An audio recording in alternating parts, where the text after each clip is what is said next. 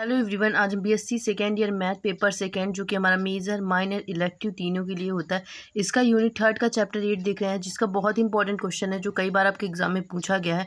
माना f r square tends to r, यानी कि आर स्क्वायर जो बिलोंग कर रहा है वो रियल नंबर से तो निम्न प्रकार परिभाषित है।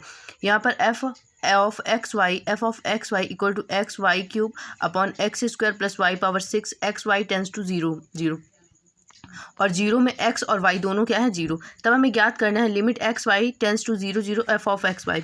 तो सबसे पहले हम लिखेंगे दिए हुए फलन की सीमा ज्ञात करने के लिए हमें दो भिन्न उपगमन पथों पर विचार करना है। यानी कि यहाँ पे दो वैल्यू दी गई हैं अलग अलग x और y, जो कि दोनों क्या है 0 की और अग्रसर है। x 0 है और y भी 0 है। ठीक है, सर्वप्रथम माना उपगमन पथ सरल रेखा y इक्वल टू mx से गुजरती है।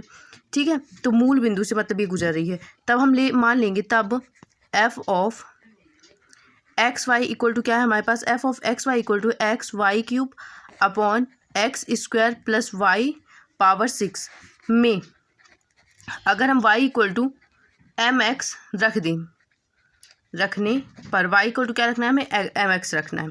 तो यहाँ पर अगर हम लिमिट लगा दें, a limit x tends to y, x y tends to क्या होगा हमारे पास 0 एफ ऑफ एक्स वाई। तो अब हमें क्या करना है, इसमें हमें y की वैल्यू रख देना है। तो हमारे पास सिर्फ क्या बचेगा, यहाँ लिमिट में x बचेगा क्योंकि y कहीं पर बचेगा ही नहीं। तो x टेंस टू क्या आ जाएगा हमारे पास 0 आ जाएगा। f of x m x, m x यानी y की जगह हमने क्या रख दिया एम एक्स रख दिया। अब आपको इस वैल्यू में जहाँ जहाँ y है वहाँ वहाँ एम एक्स पुट कर देना है। तो हमारे पास आ जाएगा limit x tends to 0 x into m cube x cube upon नीचे क्या यहाँ पे आ जाएगा एक्स स्क्वायर की जगह एक्स स्क्वायर वाई पावर 6 यानी कि m पावर 6 और x पावर 6। अब इसमें क्या करना है, इसमें से हमें m स्क्वायर क्या कर देना है कॉमन निकाल लेना है पूरे से। तो यहाँ पे हमारे पास आ जाएगा limit x tends to 0 x square यहाँ से कॉमन ले लीजिए तो अंदर क्या बचेगा m cube into x square, नीचे से एक्स स्क्वायर कॉमन ले लीजिए तो क्या बचेगा, नीचे बचेगा हमारे पास 1 plus m power 6 x cube x power 4 equal to 0।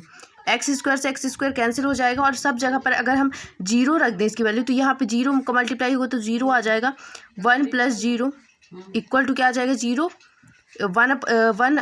0 upon 1 equal to क्या आ जाएगा हमारे पास 0 आ जाएगा। तो इस तरीके से पुनः हम मान लेंगे, पुनः माना बिंदु एक्स वाई वक्र x equal to y cube के अनुदिश के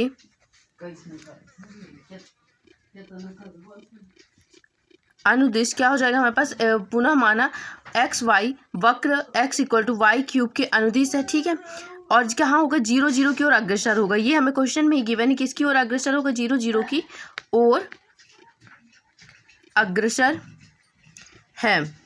तब क्या करना है एफ ऑफ एक्स वाई में, अब हमने y को एक बार प्रतिस्थापित किया था, अब x को प्रतिस्थापित करेंगे y क्यूब से। ठीक है, तो चलिए हम इसको प्रतिस्थापित करते हैं। लिमिट x टेंस x और y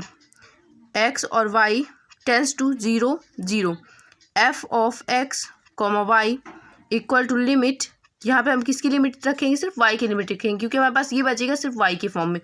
तो y टेंस टू 0 क्योंकि x की भी लिमिट तो हमने y रख दी और ये सब पूरा जो है वो चेंज हो जाएगा किसमें, y में चेंज हो जाएगा।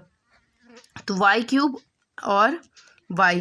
ठीक है, तो अब हमें रखना है इसमें लिमिट, तो लिमिट y टेंस टू 0 इस फॉर्मूले में, तो यानी कि यहाँ पे y cube into y cube upon x square की जगह क्या रखना है y क्यूब का स्क्वायर। ठीक है, प्लस y पावर 6 है ही हमारे पास, पूरे से y पावर 6 कॉमन ले लीजिए तो ऊपर भी क्या रहेगा हमारे पास limit y tends to 0 y power 6 upon नीचे से y पावर 6 को कॉमन ले लीजिए तो 1 प्लस 1 बचेगा, y पावर 6 से y पावर 6 कैंसिल हो जाएगा, हमारे पास बचेगा 1/2।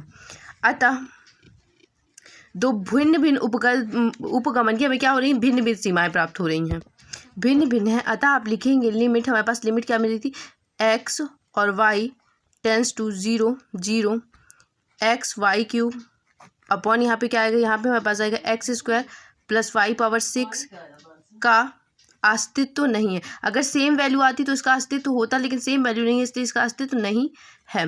ठीक है, आई होप आपको समझ में आया होगा। जहाँ नहीं समझ में आया आप कमेंट करके पूछ सकते हैं।